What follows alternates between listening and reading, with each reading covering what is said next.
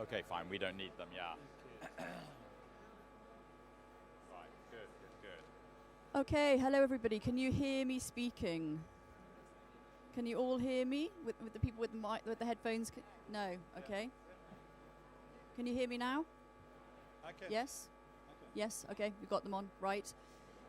Thank you very much, everybody, for coming along today, and welcome to this panel session on Powering the Future, Insights from Regional Energy Cooperation across the North Sea. My name is Rhian Kelly. I'm the Chief Sustainability Officer for National Grid. We are a UK-US organisation building energy networks in the UK and the Northeast USA. We also have 6 interconnectors that run across the North Sea, and we have just had the go-ahead for 2 new generation hybrid offshore assets. So I'm here to talk to the panel and get their thoughts on regional cooperation across the North Sea. I will let them introduce themselves. I'm going to try and keep it quite conversational, but also an opportunity for you to ask questions, and I will give you warning, so get thinking about what you'd like to ask. We want to basically cover some of what's happened in the past, and I know Giles will have lots to say about this and how we've got to where we are today in terms of the clean energy production in the North Sea.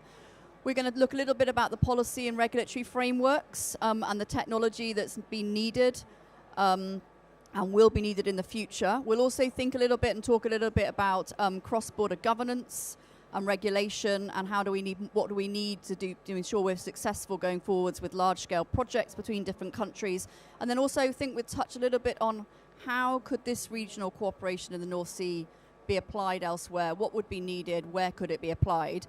But before we get into all of that, I would like the panelists to introduce themselves, talk a bit about who they are, what they've done, what sort of opening thoughts, really, opening comments, and then we'll get into the sort of the meat of the discussion. So, yes. Hi, everybody. My name's Lee McDonough. I am Director General for Net Zero, Nuclear and International in the Department of Energy Security and Net Zero. Quite a mouthful there. And obviously, for me, I guess if you look at what we're trying to achieve to deliver net zero, both domestically and internationally, then, this agenda is absolutely crucial to delivering on our ambitions, whichever way you look at it. So it's really great to be on this panel with people who are very expert in these areas. I am not a deep expert, but what I am is like a deep expert in how government thinks about these things. So hopefully I can add some value to the discussion. Thanks. Thank you very much, Lee. I am Giles Dixon. I am the CEO of Wind Europe. We are the trade association for wind energy in the whole of Europe. Onshore and offshore wind and the whole value chain of wind energy. So the wind farm developers, owners, operators, and the manufacturers of all the equipment that goes into making wind energy. Thank you very much. My name is, can you hear me? Yeah, works? Okay. My name is Didier Ouillot. I'm the CEO of Elia Grid International, part of the Elia Group. We are a system operator, so we own, operate, and develop the power system, transmission power system in Belgium and southeast of Germany. And we are playing a key role, let's say, in the development of the offshore interconnector in the North Sea especially. Yeah. Great. So I'm going to kick off with the first question to you, Giles, given everything that you do and your history and your knowledge.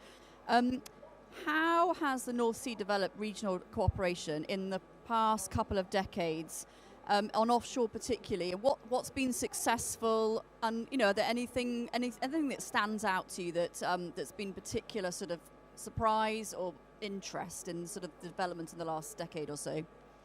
Thank you, Rhian. So North Sea's energy cooperation has been going on for 15 years now. Initially between 10 countries, all the countries around the North Sea, plus Sweden, Luxembourg and Ireland. And because it's wider than the North Sea, that's why we call it North Seas and not North Sea.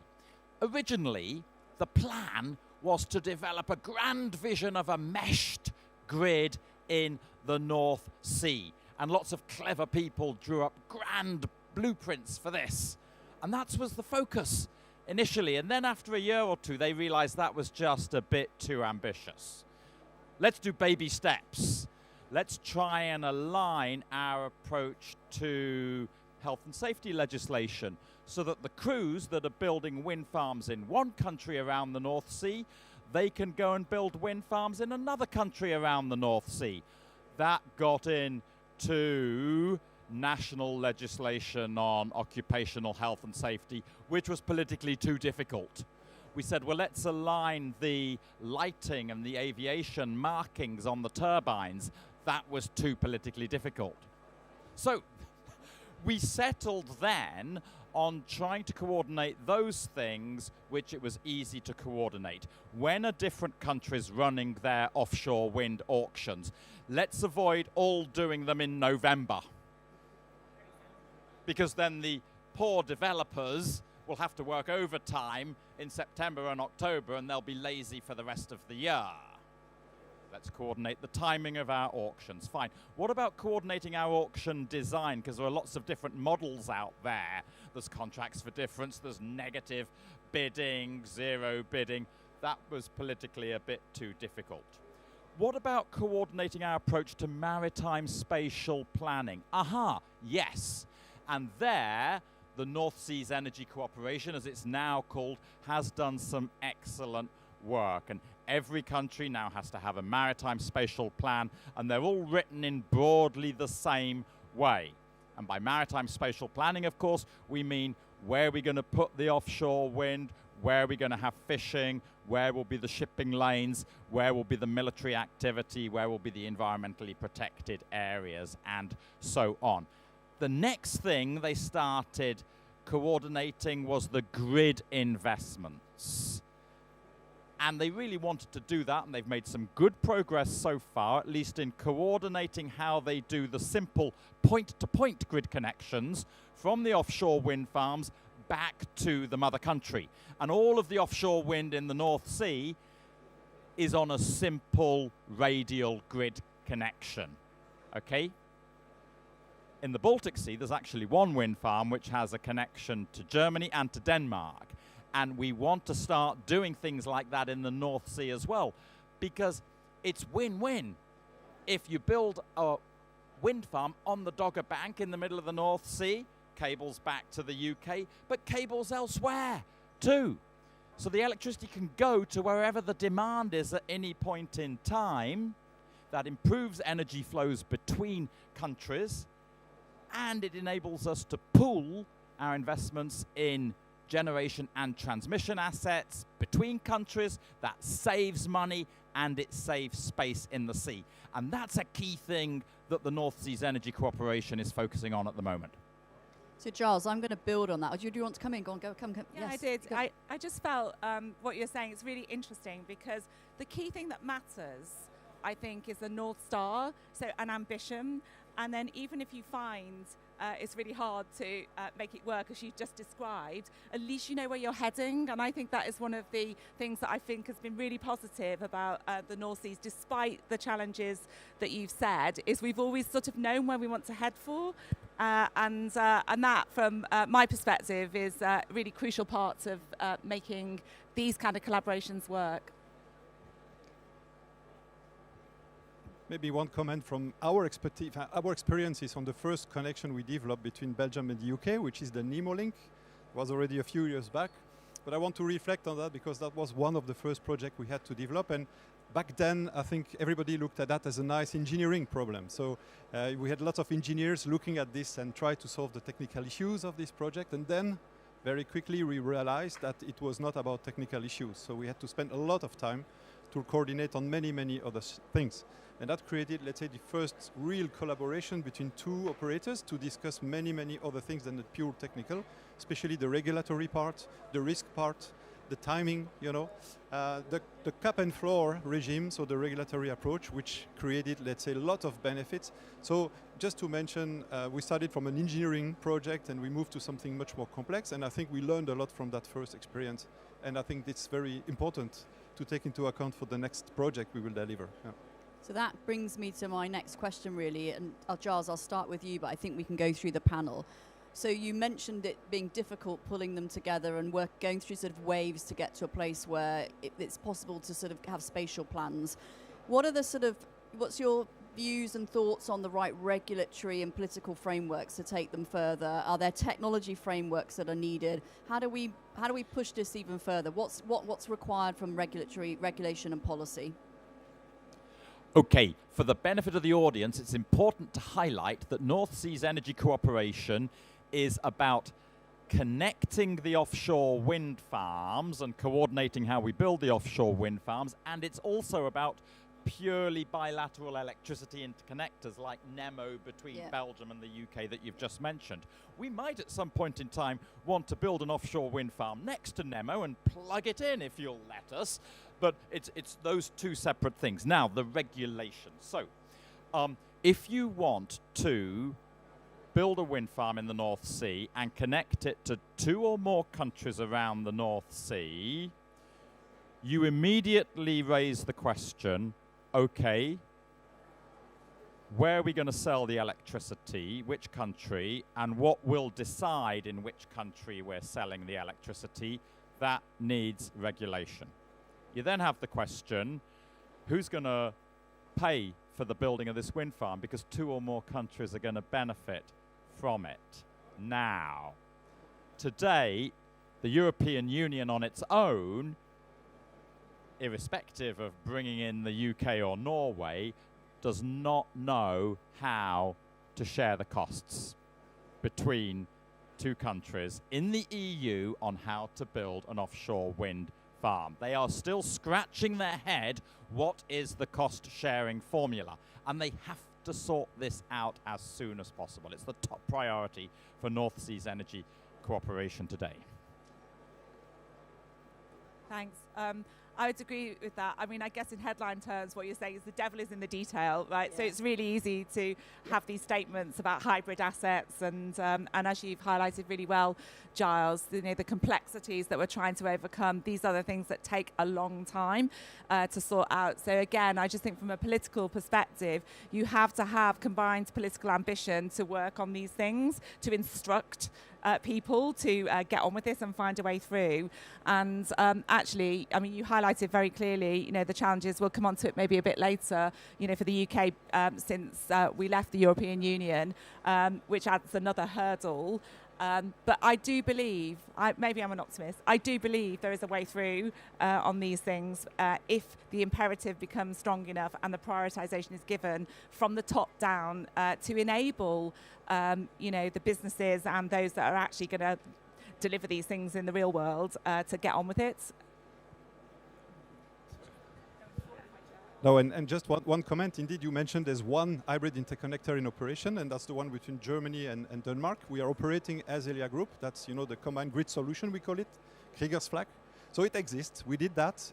It's not perfect, but I think we can start to work on this one. And we believe this is absolutely the best model because it optimizes actually the business case. As you mentioned, you can exchange power between countries. When wind is blowing and one country needs this, you can push to that country. When that country doesn't need that, you can still exchange to the other one. So it creates a lot of value. Just one thing to mention is those projects, they are extremely complex to build. They are probably more expensive. So it requires even more collaboration, which is why these discussions here are very, very critical. Yeah. It's important to highlight, you might be thinking, audience, if they've done it in the Baltic Sea with Krieger's flak, isn't that the solution to the regulatory challenge? Answer no, because they could only build it because they were given an exemption from the EU laws on the trading of electricity between EU member states. I guess just another point about collaboration. Sorry, we're not behaving ourselves, are we? I'm very comfortable with this. It's perfect.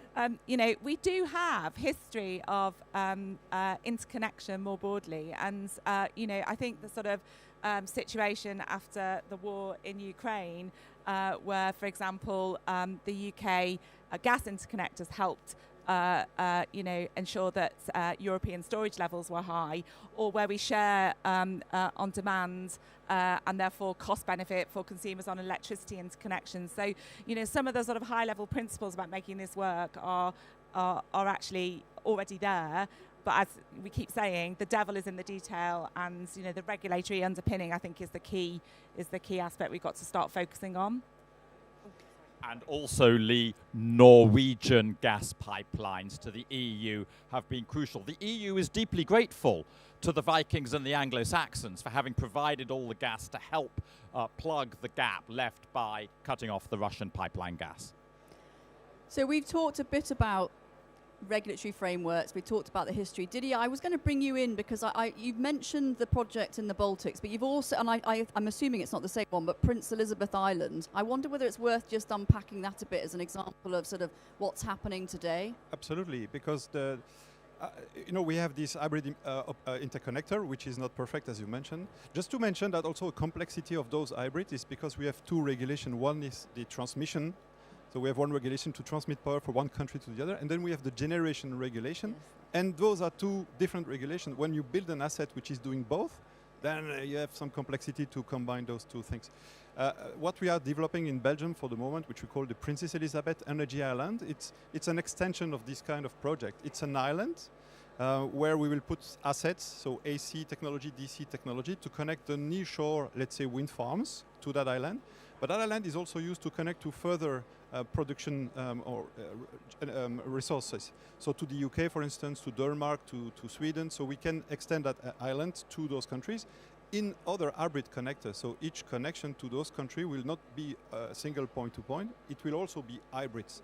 So you see that island is a kind of combination of connecting nearshore generation, but also long-distance hybrid connection. You can imagine when you build this kind of assets, you do exactly what you do with an hybrid, but you make it even more complex because you have even more people to talk to. And then technology becomes an issue because all of that needs to work, has to be compatible, and then you hit basically the issues of the supply chain. I just want to mention one element which for me is very important. It's we are not just developing interconnectors to bring the power to a country or exchange it. It has to be highly reliable as well. So we don't want to have those huge investments being shut down every week because there is a technical issue. So it also requires a lot of technical coordination between the countries, which could have technical grid codes which are different, specifications, but make sure this will work because we are investing for 40 years and we cannot just afford that these links will not be reliable. So you see a lot of complexities, technically, regulatory, many stakeholders to talk to, and the financing, which already on an hybrid is very complex, but on such island is almost impossible to reach because it's a huge amount of money. So the classical approach to finance those projects with tariffs like we used to becomes really complex. We reach the end of what we can do with that kind of financing, and we need also to be imaginative and innovative on the financing part. So I would say it's an hybrid multiplied by or squared even more, and it's increasing complexity dramatically. But again, we try to do that. We don't wait that everything is ready to push the button. So the beauty of it is we try to push the agenda to say we need grids. We need to connect renewable. We have no time to wait. Let's try to push it. It's hard. We face some hurdles, but at least we try. That's the goal. To me, this is what I love about this topic is the North Star is really simple. You can kind of explain it to everybody. The moment you scratch below, your point is very, very complicated. Giles, you look like you were going to come in. Ask the mic to Lee. Okay. When you invest in one of these hybrid offshore wind farms, you're investing in two big things. You're investing in a wind farm, a big one. And that's companies like Ørsted, Vattenfall, Iberdrola, Scottish Power, and so on. And at exactly the same time, the grid operators are having to invest in the grid connection. Yep. And there needs to be total coordination and synchronization of that. Which means, of course, that both the grid operators and the offshore wind farm developers have to see that they're going to make some money out of this investment. Both parties have to be in the money, otherwise there is no investment. Yeah. Now this is complicated because EU law says when you build one of these things, it becomes a de facto interconnector. You're basically, it's an offshore wind farm in the North Sea, cable to Germany and to Denmark, becomes a de facto electricity cable between Germany and Denmark, between two countries. Happens to have an offshore wind farm in the middle. EU law says when you have one of those interconnectors between two EU countries, it must be open. all of the time so that the electrons can flow in both directions, and it must be 70% open all of the time. To use the jargon, 70% capacity availability at both ends of the interconnector. Now, if you're the offshore wind farm developer, with your offshore wind farm in the middle, you're thinking, well, hold on.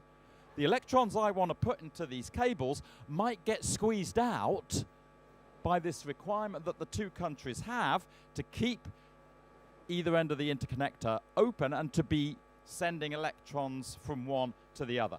The EU has solved that problem now by saying in law we have something called a transmission access guarantee. So whatever electrons the offshore wind farm produce will be allowed automatically into those cables and will have priority.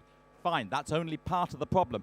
The next problem is I'm the offshore wind farm developer. I know I'll be able to sell, but in which country am I going to be able to sell? Which market?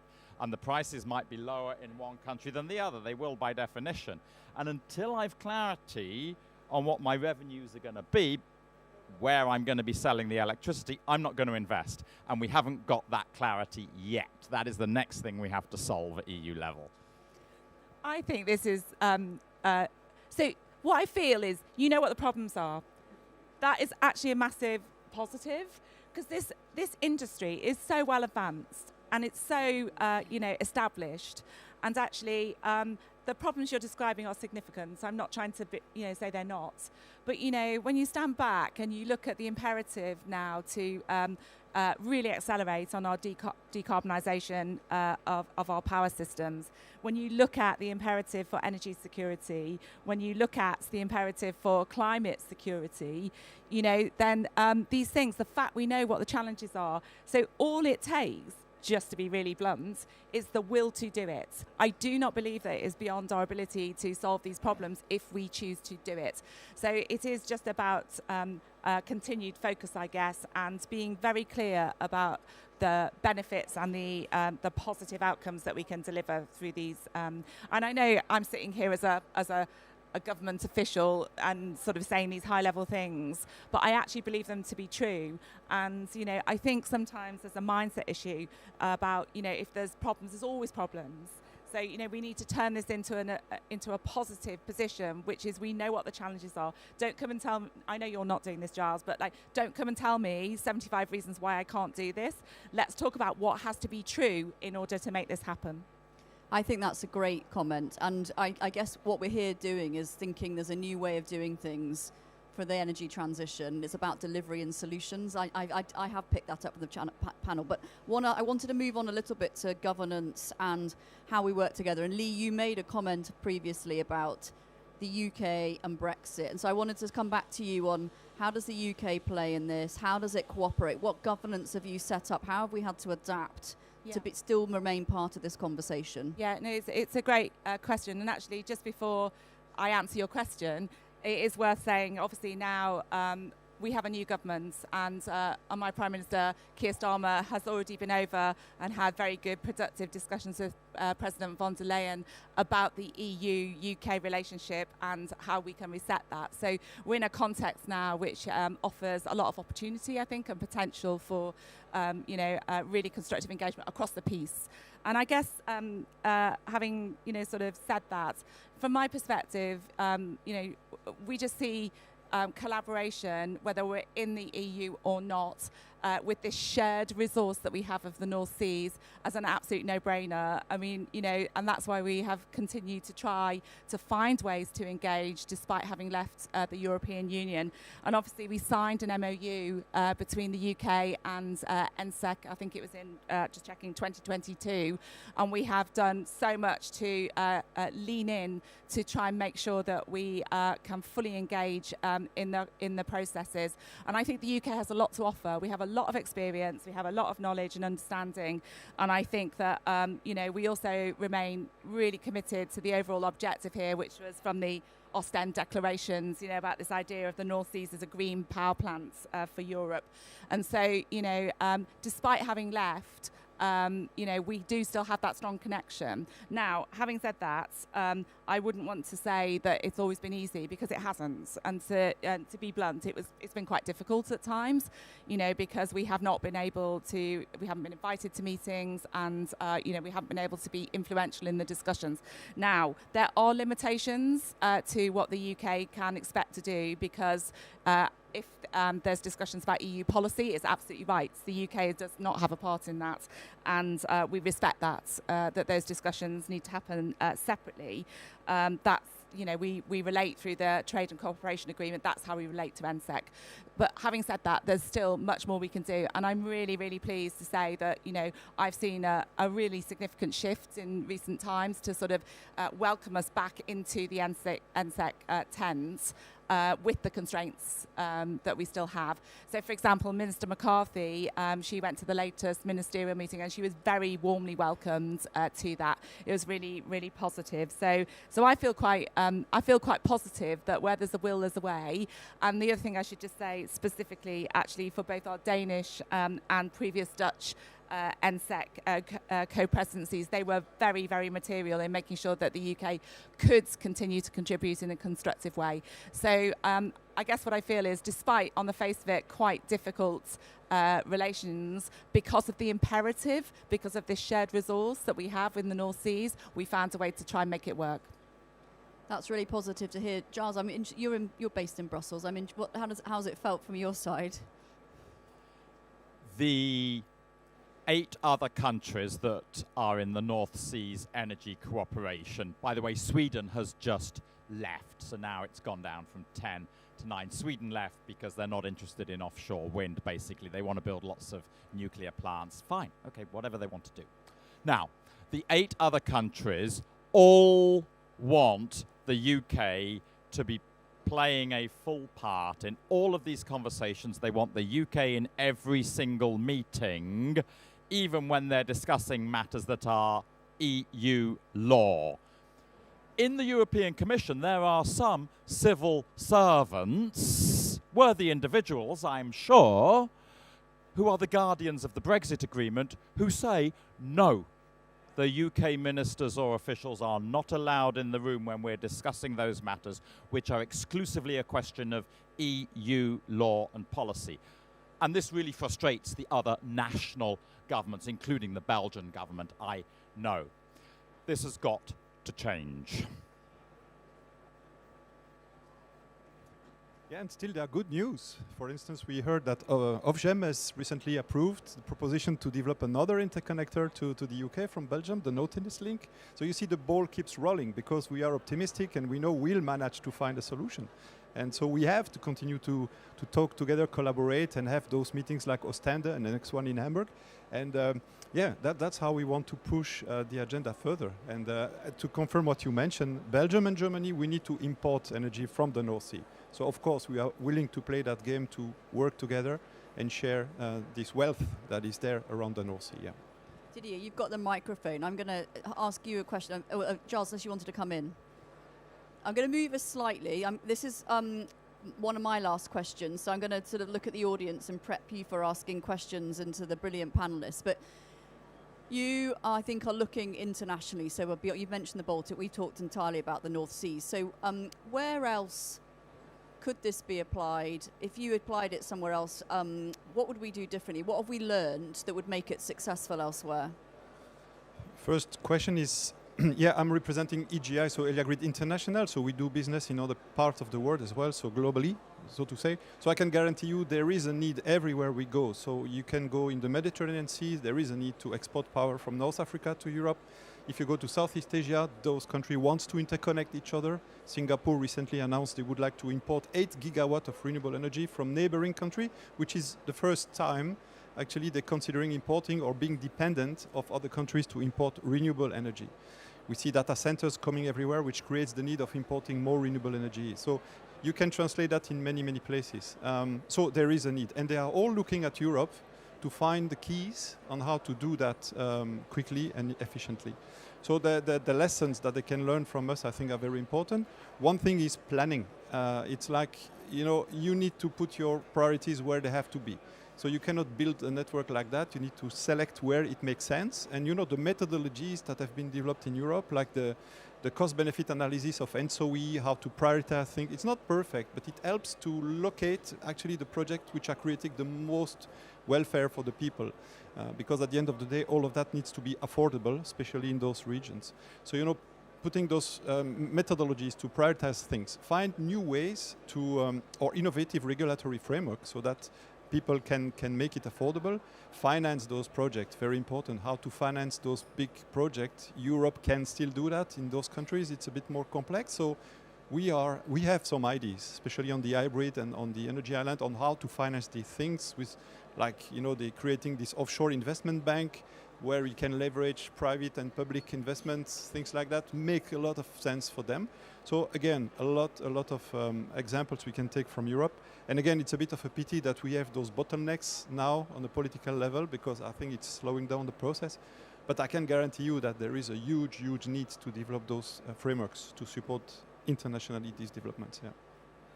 It's a fantastic idea that you launched jointly with Ørsted, this offshore investment facility, because the governments of the countries that want to develop these hybrid connected offshore wind farms would all place some capital into this bank effectively, which would lower the financing costs of building these wind farms. And the UK can play a full part in this as a sovereign government putting capital into an institution that doesn't have to be an EU institution. It's separate to EU machineries. So just from, I mean, the question is about sort of regional collaboration and lessons for others. So first off, I think NSEC is a really good example of what you can do if you collaborate, and we should be shouting about it more broadly. And then I guess what I feel, I mean, it's sort of run through this conversation that we've been having so far. So, you know, given the challenges, which I've already mentioned, the whole is definitely greater than the sum of the parts. And so actually being able to demonstrate to other regions and areas, and also, I guess, de-risk is kind of what you were saying, you know, through our experiences and being prepared to share them, good and bad. I think it's just a really powerful message, and it's basically what we need, you know, across Europe and beyond. So I think we should be shouting about it from the rooftops, actually. I absolutely agree with that. Go on, Giles. We must replicate the North Seas energy cooperation in the Baltic Sea. Apart from Sweden, the other 7 Baltic Sea countries are all doing offshore wind. 2 of them, Germany and Denmark, are already in the North Seas energy cooperation. The other 5, 3 Baltic states, Finland and Poland, want to strengthen Baltic regional energy cooperation as well. And it's the same principle, building subsea interconnectors between countries. I think you're developing a project, aren't you, with the German government and Lithuanian government? There may be some announcements soon. It's about coordinating the auctions in the Baltic Sea, just as they're doing in the North Sea as well. And whatever is agreed on the cost-sharing formula, how you solve the problem of price risk for the offshore wind farm developers, those rules will apply equally in the Baltic Sea. One point on the politics of the cross-border cooperation here. Lee, it's not just your ministers who meet on these issues, it's prime ministers. There have been 3 summits now where the prime ministers, in France's case the head of state, President Macron of course, have met for a whole 24-hour period simply to talk about this. Nothing else. To talk about offshore wind and how they work together on this. It's unprecedented for prime ministers of European countries, all of them, to meet together on any other occasion other than an EU summit, NATO summit, maybe the opening of an Olympic Games in Paris. Yeah, that they actually spend 24 hours meeting. They've done it in Esbjerg, they've done it in Ostend. Next year they will do it in Hamburg. This shows you how politically and strategically important all of this is. And it also shows you how we can only take it forward if there is political collaboration at the highest level. I think this is really exciting. Audience, any questions? I knew there would be some. Let me bring you a microphone. Just get off this chair in a sort of ungraceful elegant way. So each of you have said that this is based on political cooperation. My name is Shazia Rafi, and I run Sustainable World Inc., Air Quality Asia, working in both South Asia and Southeast Asia. So there is collaboration and cooperation in Southeast Asia. South Asia, however, even though it's ground center of air pollution and could desperately do with this, does not have frameworks of collaboration. Your North Seas initiative, along with the investment bank that you're talking about, are they institutions that are new, that have been created outside of political institutions like the EU, etc.? The reason I'm asking is because in South Asia, SAARC, which is the Association for Regional Cooperation, is basically a dead elephant, and one has to almost create something different which can be a public-private, able to function energy expansion, renewable energy framework. Yeah, it's a new concept, so it's not implemented yet. It's an idea that we are pushing. But I think everybody agrees that this is one of the solutions to finance those large projects, especially if you talk about your projects, and there are some ideas, you know, to connect Middle East to India and then further on. So those are very expensive projects, and you need to finance them in a smart way. I think the idea of this investment bank is a very smart one. It's quite simple, by the way. It's nothing new. It's just saying, yeah, we need to have some guarantee coming from somebody. It could be a bank, you know, ADB or some other banks. So guarantee the process, asks for a public fund, let's say, to make sure that you have some skin in the game from the government, and then the public will be happy to come and, sorry, the opposite, public fund by the government, and then the public, the private can come in, sorry, to put the extra money with the guarantee that where they will put the money makes sense. What we just put on top of those mechanisms is to make sure that the project that will be financed by that bank will be going through those mechanisms I discussed before of saying this is a right priority. So start by financing the project which makes most sense, that create value, and then you get access to that money from the bank. And there are also many mechanisms to guarantee that the one paying the money will also get the money back at the end of the day. But I think I was in Singapore 2 weeks ago to discuss approximately the same approach, and everybody's looking at that with saying, okay, that's something very important to unlock basically the discussion of financing those large grids. That could be the same in your regions as well. No. It is a new structure, but the EU is involved. And the North Seas Energy Cooperation, which is what it's called, is co-chaired by the European Commission and a rotating presidency. A different country will have it for 12 months. It's Denmark at the moment. On the 1st of January, it becomes Belgium. Fine. That's the governance. That was sort of okay until Brexit. With Brexit, the fact that the EU is co-chair has complicated the process of the UK involvement. And it's not offending anyone in the EU Commission to say actually things would have advanced more quickly since Brexit had it simply been a purely intergovernmental thing in many respects. Thank you, Giles. Look, I mean, Giles is right. The other thing I would say that actually throughout the discussions that we've been having over the years, there's always a way to keep lines of communication open, even if the political situation becomes tricky. So, for example, we have system operators, they connect regularly. It's technical discussions about how you make the system work, whether that's through interconnection or the operation of the offshore wind farms.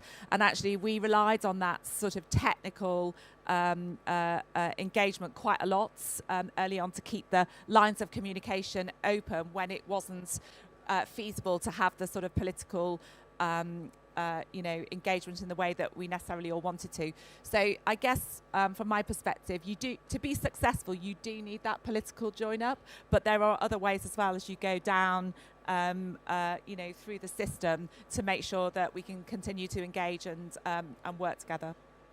So your question, you asked about dead elephants. I think the answer is you need a new elephant, and I think the NSEC we set up as a new elephant, for want of a better term. So, yes, and then if anybody else has got questions. So in terms of a new elephant, because that is what would be needed in South Asia. In Southeast Asia, we're working with Indonesia, Philippines, etc. ASEAN is a very functional elephant. You know, in South Asia, you would almost have to make it Southwest Asia and perhaps center something in Dubai, which has kind of bilateral links across with all, so that, but I like the idea that it can be set up with a new governance structure. Especially just quickly, because Singapore is a financial place, so it's a normal place where these kind of things can be triggered, but Dubai can play the same role, for instance, for yeah, exactly.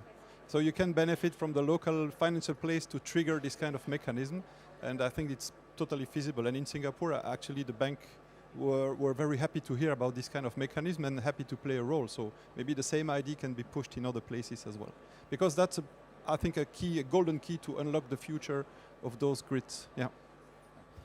In the United States of America, there would be a strong case for having stronger interstate cooperation on the East Coast. They have been competing too much with each other. They all want the same supply chain. They all want factory investments. The market's not big enough for that.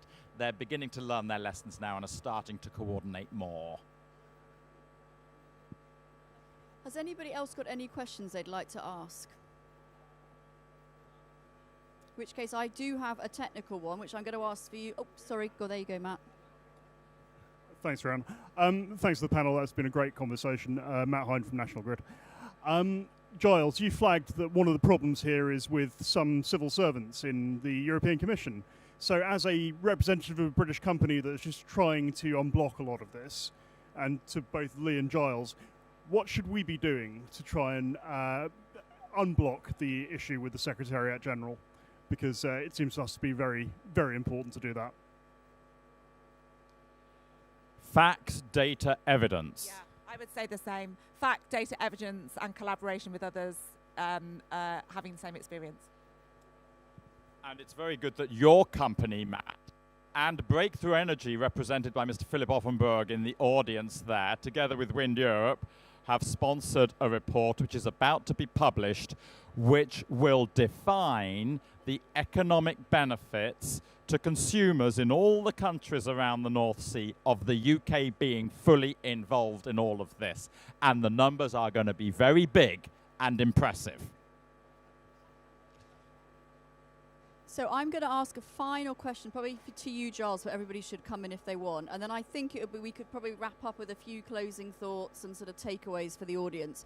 My question is, you've mentioned the report, you mentioned the benefit of the UK being more involved, and we talked a little bit about some of the challenges, the regulatory frameworks. What about carbon border adjustment mechanism? How does that fit into this? What's the way of getting that to work? There's one in the UK, there's one in the EU. How does that fit into this picture?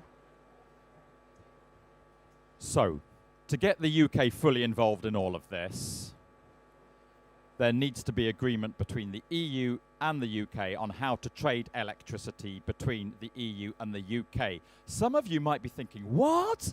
Haven't they agreed that yet? No, they have not. In the Brexit agreement, they identified a formula and sent the experts off to try and make that formula work for trading electricity. It does not work. And all the relevant players, your company, National Grid, all the other grid operators, Wind Europe, the wind farm developers in the UK have now written to the European Commission saying, drop the idea, here's the formula that will work. Single day-ahead coupling, it's called, yeah? We're waiting for the European Commission to give a green light to that. Of course, the UK government has to be involved in the decision-making here as well. But that is the first step to getting the UK involved in this, okay? The European Commission are likely to say, as part of the wider negotiation, okay, UK, you have your own CO2 emissions trading system. We have the EU emissions trading system. We want you to align fully. And as part of that, the UK would align also with the EU's carbon border adjustment mechanism. All these issues will be on the table. I think that's absolutely right. One of the things we worry about is it having a chilling effect if we don't have the linkages. But I'm going to draw us to a close. We've got about 10 minutes. We might finish early, everybody, depending on how you manage your closing comments. But I don't know who wants to start, but any takeaways or things you wanted to say that you haven't said that it would be worth sharing with the audience? Only one feedback is collaboration. So it's about collaboration, and we are collaborating. It's not that, you know, as you mentioned, there are communication lines every day, every minute, every second, I would say, on the operation floor. People want to make it happen at all levels. There are still a bit of bottlenecks, as Giles mentioned, but we want to be optimistic that that can be solved quickly. But at the end of the day, we need to make sure that this potential we have in the North Sea is fully unleashed, and we can all benefit from that. So, I mean, on our side at least, we keep continuing the conversation, and we want to make it happen as quickly as possible. Yeah. And not only in Europe, in other places of the world as well, because we need to show that examples to the others to reach actually the target of COP. Again, that's the goal. Yeah. Let us not forget the other interested parties here. Offshore wind is going to take 3% of Europe's sea space in total. In the North Sea, it will be much more than 3% of the sea space. We're not the only people, the offshore wind farm developers, the grid operators, who want to use the North Sea. You've got the fishing industry, the shipping industry, the military interests, the biodiversity interests. We have to be taking this forward in collaboration with all of them. There have to be happy coexistence between what we want to do and what they want to do. The biodiversity is especially important here, and key observation, every time you build an offshore wind farm or grid infrastructure, you have to think about the biodiversity impacts, and if there's a risk of negative impacts, you have to mitigate them and compensate for them by investing in biodiversity protection in that wind farm, close to the wind farm, or somewhere else. And it's very important that that somewhere else should be anywhere in the North Sea area, because you might get most bang for your buck from putting money into a project that is, say, killing all the rats in an island somewhere in the North Sea where the rats are killing the birds. I mean, forgive me being explicit, but this is the sort of thing that we are looking at, okay? And we must take a sea basin approach to all of that and work very closely with the military. The military are really interested in what we are doing because they can put their antennae and their sensors on the wind turbines. You're doing this in Belgium now. You can't build an offshore wind farm in Belgium without promising to put this kit on your turbines and share all the data with the Belgian Navy. And there'll be similar protocols in other countries too. Thank you. I totally agree with Giles about we need to look at this as a system. So we focus in on a certain part of the system, but the North Seas is a complex place. It's a crowded place, as Giles said. I totally agree with that. I guess what I feel, and I feel more optimistic after the panel than before, and that's a good thing, right? Because actually it's reconfirmed what I already thought I knew, which is that there is an overriding economic imperative to do this. There is an overriding energy security imperative to do this, and there is an overriding climate and climate security imperative to do this. I think the work that has been done over the years and through mechanisms like NSEC that have brought us together, we have really smart people. They know what needs to be done. And so, you know, compared to many of the challenges that we face in this transition that we're all on the journey for, I feel offshore wind is in a really great place. And I am absolutely confident that we're going to deliver on our ambitions. I absolutely love ending on a positive, upbeat note. And I agree that although there's challenges in delivering it, I think we all know what we want to get to. Your point about the North Star, and that really helps, even if it's still difficult to arrange how it works for both the grid operators and the offshore wind operators. Thank you so much for being on the panel, for making it conversational. Hopefully it was interesting to listen to. Thank you for turning up. But also thank you particularly Lee, Giles and Didier for spending the time. It's very busy at COP and making the time to come and have this conversation here today. Thank you.